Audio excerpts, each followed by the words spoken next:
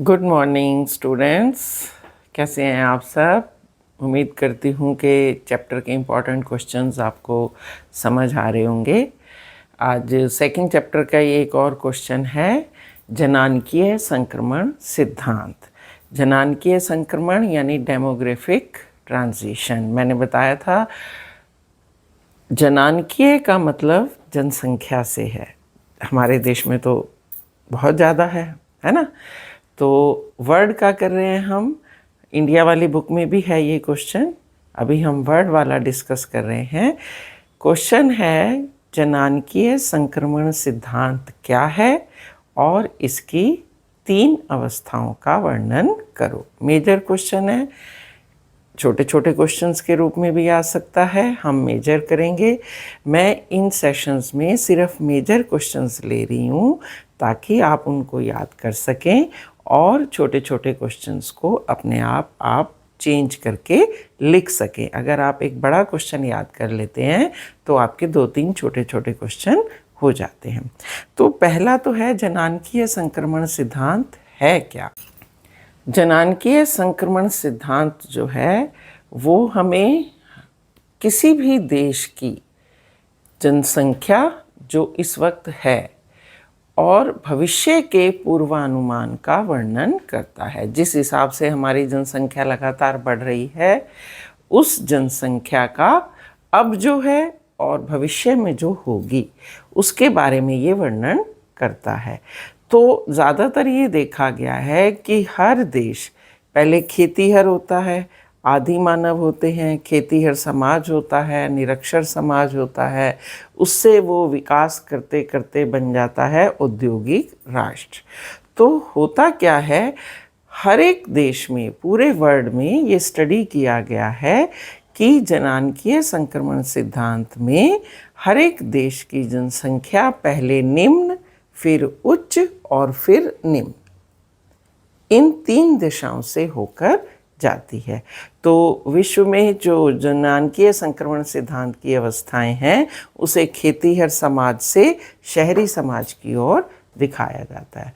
तो खेतीहर समाज जैसे सबको पता है साक्षर ही नहीं है, कोई साक्षरता नहीं होती है। तो इसीलिए पहली अवस्था जो है वो आदिम अवस्था है, जिसमें समाज बिल्कुल साक्षर नहीं है, निरक्षर है, जागरूक नहीं है, स्वास्थ्य सुविधाएं नहीं हैं। ये 3 मेन कारण हुए और इन 3 कारणों के कारण जन्म दर ज़्यादा है, मृत्यु दर ज़्यादा है, तो वृद्धि दर निम्न होगी। हमेशा याद रखो, जब भी जन्म दर ज़्यादा होगी, मृत्यु दर भी ज़्यादा होगी, तो वृद्धि दर निम्न होगी। देखो 50 लोग पैदा हुए, 40 मर गए, तो 10 ही बढ़े ना। तो इसे निम्न वृद्धि दर कहा जाता है। तो दोबारा से सुन लीजिए, पहला जो समाज की पहली विशेषता थी, प्रथम अवस्था थी, वो आदिम अवस्था थी। समाज निरक्षर था या मानव निरक्षर था, जागरूक नहीं था, स्वास्थ्य सुविधाएं नहीं थी, मनोरंजन के कोई साधन नहीं थे। इसलिए ऐसे समाज में जन्म दर ज़्यादा हो गई और मृत्यु दर भी ज़्यादा हो गई, तो वृद्धि दर बिल्कुल कम हो गई। अब आती है दूसरी अवस्था।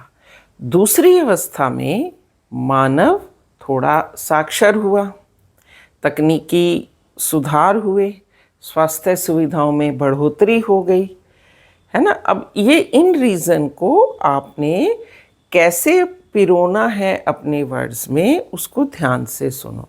समाज देखो साक्षर होगा, तकनीकी और प्रौद्योगिकी अवस्था बढ़ जाएगी, है ना। हाई टेक्नोलॉजी आ जाएगी, उद्योगीकरण हो जाएगा, नगरीकरण हो जाएगा।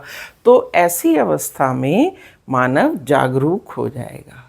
पहले कच्चे घर, मिट्टी के घर या झोपड़ियाँ, है ना, उसके बाद आगे पक्के घर, क्योंकि तकनीक सुधर गई तो मानव की स्वास्थ्य सुविधाओं में बढ़ोतरी हो गई। उसके पास मनोरंजन के बहुत अधिक साधन हो गए और वो समझने लग गया आसपास के पर्यावरण को।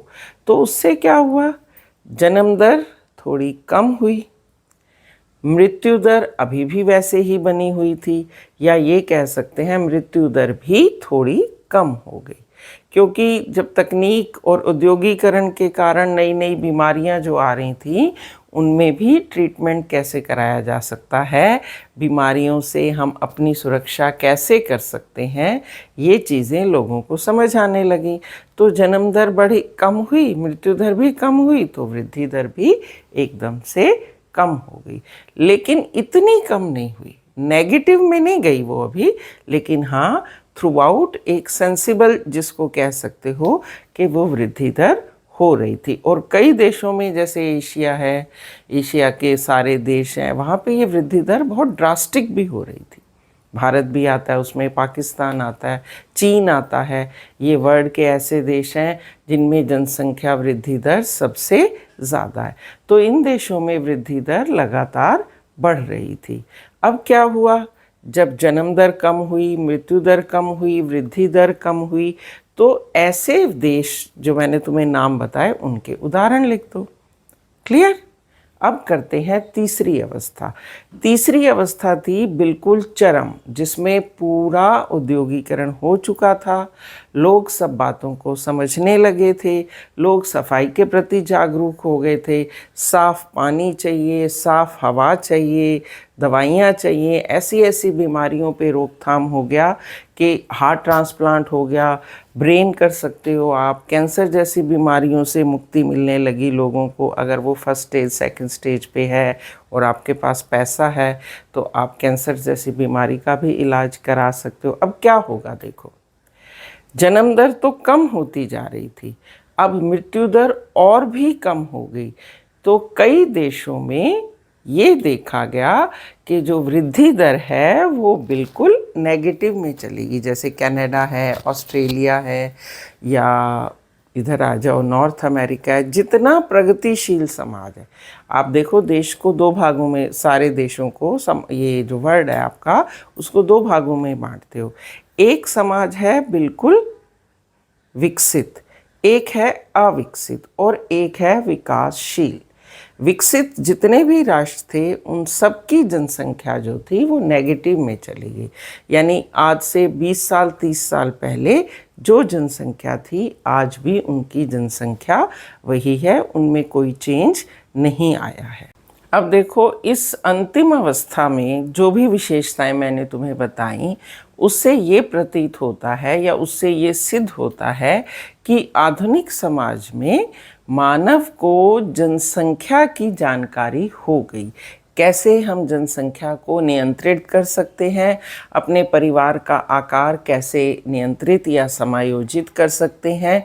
तो इसीलिए परिवार नियोजन के जो नए नए तरीके थे, उनसे उन्होंने जनसंख्या को कंट्रोल कर लिया। और जितने आधुनिक ट्रीटमेंट नए नए हुए, उससे उन्होंने मृत्यु दर को भी कंट्रोल कर लिया। तो जो विकसित राष्ट्र थे वो इस बात को समझे कि अगर ज़्यादा जनसंख्या होगी तो उनके लिए हमें संसाधन ज़्यादा चाहिए, स्पेस ज़्यादा चाहिए, है ना, नौकरियां ज़्यादा चाहिए। तो इन सब चीज़ों पर विजय पाने के लिए उन्होंने अपने परिवारों का आकार छोटा रखा, और धीरे धीरे वो इस अवस्था में आ गए कि आगे आने वाले समय में यंग जनरेशन धीरे धीरे कम हो गई, या आप ये कह सकते हो कि वृद्धि दर नेगेटिव हो गई। क्लियर? तो 3 अवस्थाएं हैं, तुम्हारी बुक में भी पेज नंबर 15 पे ये अवस्थाएं दी हुई हैं। तुमने कुछ खास दिमाग नहीं लगाना, स्टेप बाय स्टेप चलते जाओ। बहुत सिंपल फार्मूला है, जनानकीय संक्रमण सिद्धांत की व्याख्या कर दो कि एक तो ये हमें भविष्य का पूर्वानुमान और इस समय होने वाली जो हमारी जनसंख्या है उसके बीच के सहसंबंध को ये वर्णित करता है। और हर एक समाज में ये बताता है कि पहले समाज खेतीहर से जैसे जैसे वो नगरीय और औद्योगिकरण की ओर जाता है, उनमें जनसंख्या किस तरह मूव करती है। ये परिभाषा हो गई। अब 3 अवस्थाएं बता दो। 3 अवस्थाओं में कौन कौन से पॉइंट बताने हैं? एक जन्म दर, एक मृत्यु दर, एक वृद्धि दर, कितनी कितनी है। ठीक है, अब उनके कारण क्या हैं? कारण पहली अवस्था में है निरक्षर समाज, प्रगतिशील नहीं है, है ना। फिर जागरूक नहीं है, स्वास्थ्य सुविधाओं की कमी है, जनसंख्या के बारे में कुछ जानकारी नहीं है, कैसे कंट्रोल कर सकते हैं, कैसे बीमारियों पे काबू पा सकते हैं, ये कुछ नहीं है। सेकेंड स्टेज में यही सारी यस यस हो गई, जागरूक भी हो गया, साक्षर भी हो गया, प्रगतिशील भी हो गया, बीमारियों की रोकथाम भी हो गई, है ना।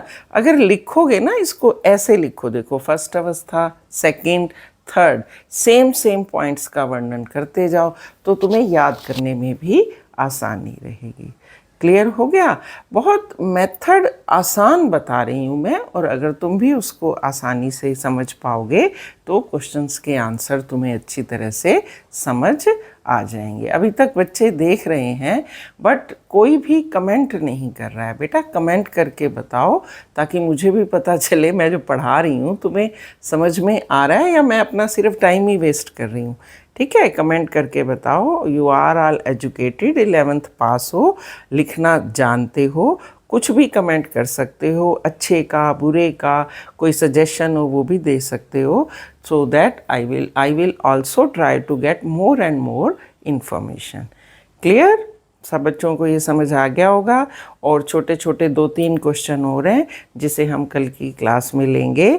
मैं मेन ले रही हूँ but you have to study the whole chapter word by word, ताकि ये जो मैं तुम्हें आसान बता रही हूँ वो कैसे तुम अच्छी भाषा का प्रयोग करके अपने शब्दों में लिख सकते हो। ठीक है बेटा, take care, have a nice day and goodbye. हमेशा खुश रहो और हमेशा अपने आप को विकास के स्तर पे ले जाओ। अगर अब कम नंबर आए हैं, ज़्यादा ज़्यादा और ज़्यादा, मैं चाहती हूँ कि सारे बच्चे अच्छे मार्क्स लेके पास हो। Good bye.